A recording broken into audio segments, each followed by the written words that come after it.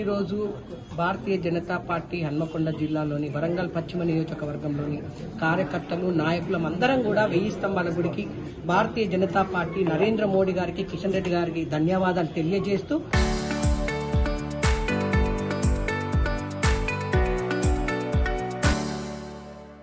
ఎందుకంటే దీనికోసం ఒక ప్రతిష్టాత్మకంగా కిషన్ రెడ్డి గారు ఆ రోజు కల్చరల్ అండ్ ఆర్కియాలజీ మినిస్టర్ ఉండే వారిని మనం పర్యటించి మీరు ఇక్కడ నిధులు శాంక్షన్ చేయాలి, ఇది రాజశేఖర్ రెడ్డి గారి హయాంలో కుంటుపడిపోయింది, దీన్ని పునరభివృద్ధి చేయాలి అనే ఒక ఉద్దేశంతో కిషన్ రెడ్డి గారు పర్యటన పెట్టుకుని వారు వచ్చిన వెంటనే ఆర్కియాలజీ డిపార్ట్మెంట్ పిలుచుకొని 15 కోట్ల రూపాయలు మేము శాంక్షన్ చేస్తున్నామని చెప్పి దాన్ని అదే విధంగా ఎప్పటికప్పుడు ఫాలో అప్ చేస్తూ ఈ గుడిని పూర్తిగా డెవలప్మెంట్ చేయాలని వెంటనే దాని వెంట పని చేసుకుంటూ నంది కూడా ఏ విధంగా ఉండే ఏ విధంగా అయిందో మీరు కూడా చూసింది.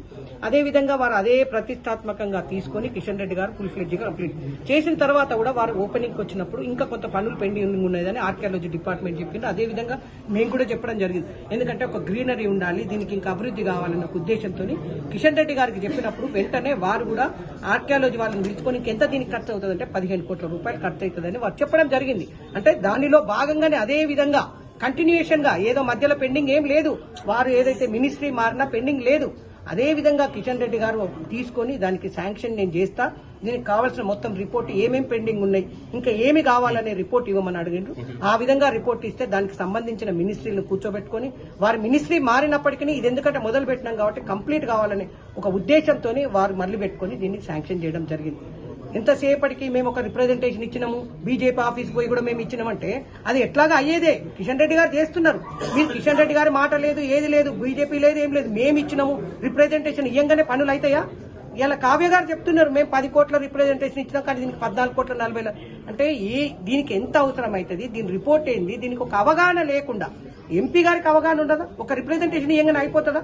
ఎంతసేపటికి ఒక పేపర్కి ఒక రిప్రజెంటేషన్ ఇచ్చినామని ఒక రిలీజ్ చేస్తే కాదు, పేపర్కి ఇయ్యంగానే కాదు, దీనికి యునెస్కో ఇవ్వాలని ఒక పేపర్కి ఒక ప్రకటన ఇవ్వడం. యునెస్కో కావాలంటే దీనికి కావాల్సిన 25 కోట్ల నిధులు కావాలి. దీనిలో కూడా గత ప్రభుత్వం ఏదైతే సర్వే చేసిందో దాని ల్యాండ్ అక్విజిషన్ చేయాలంటే దాదాపు 3 రూపాయలు ఇవ్వలే, ఇప్పటి వరకు 3 పైసలు ఇవ్వలే. ఇప్పటికి నువ్వు అధికారంలోకి వచ్చి ఇక్కడ ఎమ్మెల్యే 2.5 సంవత్సరాలు అవుతుంది. ఏ ఒక్క అభివృద్ధి చేసినా దీని ద్వారా నేను ఫండ్ తీసుకొచ్చిన ఏమన్నంటే హైదరాబాద్ తర్వాత గొప్ప నగరం అని చెప్పుకోవడం వరకే తప్పితే నేను చెప్తున్నా కదా కాజుపేట మనం పోతుంటే వస్తుంటే బ్రిడ్జ్ తయారై ఉన్నది, నువ్వు ఎమ్మెల్యే 2.5 సంవత్సరాలు అవుతుంది, ఎంపీ అవుతుంది, ఇంకా బ్రిడ్జ్ పెట్టలేను, నువ్వు ఏం అభివృద్ధి చేసినావు నేను మీ ద్వారా అడుగుతున్నా.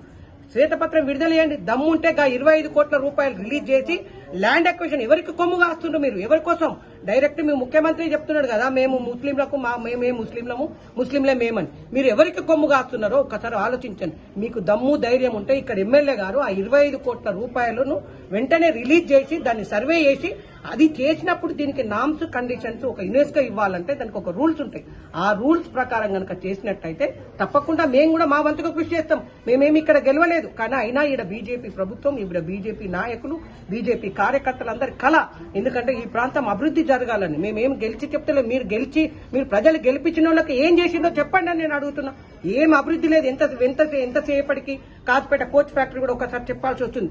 దానికి కూడా ఇక్కడ ఉన్న కావ్య గారు రాకముందు 1 ఇయర్ బిఫోర్ ప్రధానమంత్రి నరేంద్ర మోడీ గారు వచ్చి ప్రతిష్టాత్మకంగా ఇదే కాంగ్రెస్ పార్టీ పంజాబ్ కు తరలిచ్చింది కోచ్ ఫ్యాక్టరీని. ఎంతసేపటికి వాళ్ళు తరలించుకుంటూ ఇలా బీజేపీ ప్రభుత్వం చేసింది, ఇలా రేవంత్ రెడ్డి ఇచ్చిండు, మేమిచ్చిన అంటే కాంగ్రెస్ పార్టీ అంటేనే అబద్దాలు. 6 గ్యారెంటీలు ఎట్లా అబద్దాలు ఆడిండ్రో, 420 హామీలు ఎట్లా ఇచ్చిండ్రో, ఎన్ని అబద్దాలు ఆడిండ్రో, ఇది కూడా ఒక అబద్దం.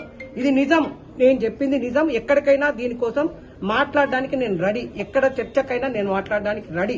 మీరేం చేసిండ్రో శ్వేతపత్రం విడుదల చేయండి. అదే విధంగా దమ్ము ధైర్యం ఉంటే 25 కోట్ల రూపాయలు రిలీజ్ చేసి ఇక్కడ ల్యాండ్ అక్విజిషన్ చేయాలని నేను కోరుతున్నాను.